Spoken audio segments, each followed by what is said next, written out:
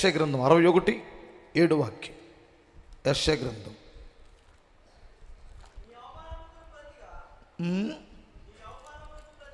మీ అవమానమునకు ప్రతిగా రెట్టింపు ఘనత నందుదురు, నిందకు ప్రతిగా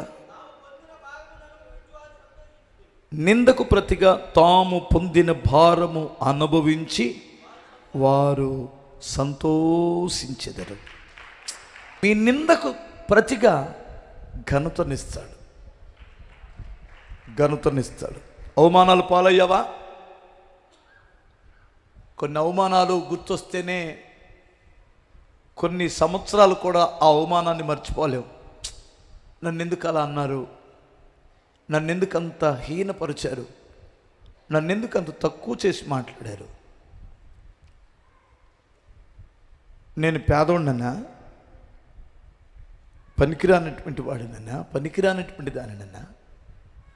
కొన్నిసార్లు నీ పేదరికాన్ని బట్టి అవమానాలు పాలవచ్చు, కొన్నిసార్లు నీ అండలేని దాన్ని బట్టి అవమానాలు పాలు అవ్వచ్చు, కొన్నిసార్లు నీకు అన్నీ ఉండి అందరూ ఉండి అవమానాలు పాలవచ్చు.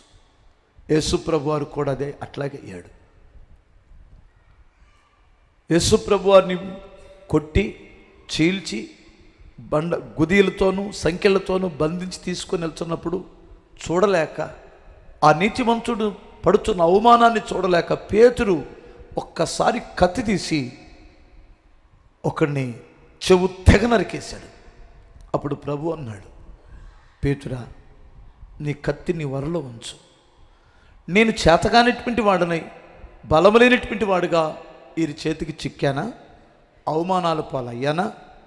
నేను ఎందుకు పనికిరానటువంటి వాడినై వీరి ఉమ్మి నా ముఖాన్ని వేయించుకుంటున్నానా? ఇప్పుడు నేను కోరుకుంటే నా తండ్రి 12 సేనల వ్యూహ సమూహాన్ని ఇక్కడికి పంపించలేడా? అంటే 72,000 మంది దూతలు ఇక్కడికి దిగి వస్తారు. నేను అడిగితే, నేను పిలిస్తే ఒక దూత వచ్చి 1,85,000 మందిని చంపగలిగిన సత్తా ఒక దోచుకుంటుంది. మానవుడు ఏ ఆయుధం వాడినా. అప్పుడు 72,000 మంది వస్తే భూమి శ్మశానముగా మారిపోదా? నేను ఎందుకు అవమానాల పాలయ్యాను? అన్నీ ఉండి, తెలివుండి, జ్ఞానముండి, బలముండి, సామర్థ్యముండి కొంతమంది అవమానాలు పాలవుతారు. దానికి ఒక టైం ఉంటుంది. ఆ టైంలో నువ్వు ఖచ్చితంగా అవమానాలు పొందవలసిందే. కొంతకాలం నువ్వు తిరస్కారాలు పాలు అవ్వాల్సిందే. ఆ పీరియడ్ పూర్తయిన తర్వాత ప్రభు ఏమంటాడంటే, నీ నిందకు ప్రతిగా నేను గొప్ప ఘనతనిస్తాను అంట.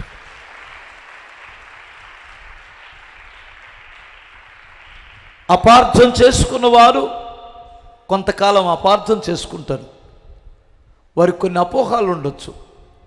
దానిని బట్టే మన మీద నిందలు మోపవచ్చు, దాన్ని బట్టే మనల్ని తక్కువ చేసి మాట్లాడవచ్చు. వారికి అర్థమైన రోజు వారే మనల్ని భుజాల మీద ఎక్కించుకొని ఊరేగుతారు. అది ఘనత కదా? మన మిత్రుడు మనల్ని కనపరచుట కంటే గొప్ప ఘనత ఏమిటి చెప్పనా? మన శత్రువు మనల్ని కనపరచాలా. ఎంతమందికి అర్థమవుతుంది? మిత్రుడు కనపరచడంలో పెద్ద లెక్కేముంది? మన స్నేహితుడు మనల్ని కనపరచడంలో పెద్ద లెక్కేముందండి?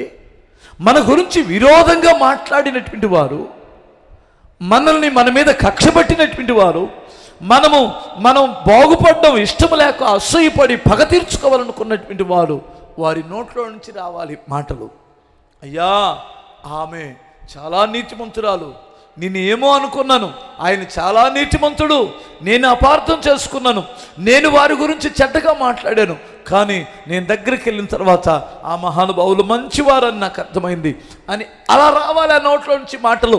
దాని కొరకు నువ్వు ఎదురు చూడు. ఎంతమందికి అర్థమవుతుందో? ఏంటి ఆ కుక్కలు నన్ను కనపరిచేది, ఆ కుక్కలు నన్ను కనపరిచేది అన్నమాక.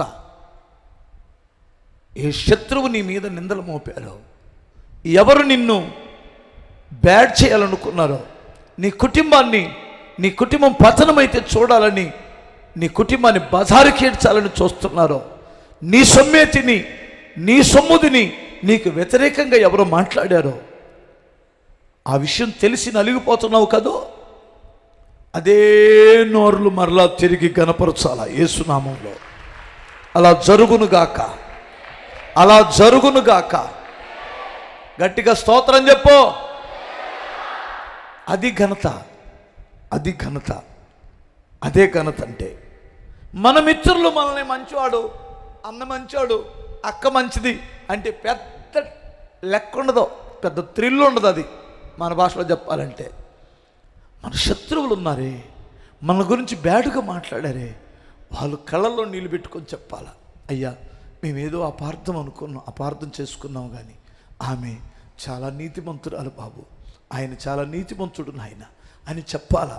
ఆ రోజు వస్తుందని నా దేవుడు అంటున్నాడు. నీ నిందకు ప్రతిగా ఘనతనిస్తాను అంటాడు. దేవునికి స్తోత్రం చెప్పాలి. ఈ మాట దేవుడు నెరవేర్చగలడని ఎంతమంది నమ్ముతున్నారు?